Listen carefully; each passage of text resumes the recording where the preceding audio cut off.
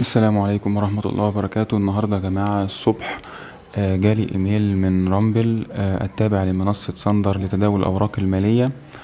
الايميل النهاردة كان بشأن غلق بعض التوصيات المهمة اللي أصلا لسه ما وصلتش لمستوى وقف الخسارة، بس بالطبع هم وقفوها لأن حالة السوق غير مستقرة بالكامل.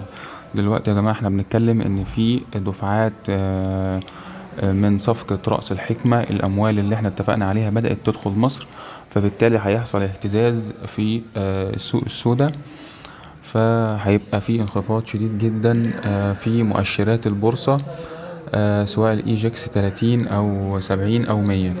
فدلوقتي يا جماعة انا بنصح الكل ان هو يخرج من مراكزه حتى ولو بخسارة، تجنبا لخسارة قدام، خاصة كمان ان في اتفاقية ما بيننا وما بين صندوق النقد الدولي على وشك الانتهاء منها.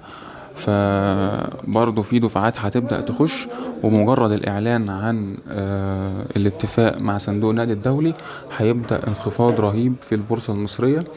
فيعني بشكل أوضح يعني نصيحتي ليكم إن نبدأ نخرج من السوق في الفترة الحالية، وننتظر كده ونترقب يعني.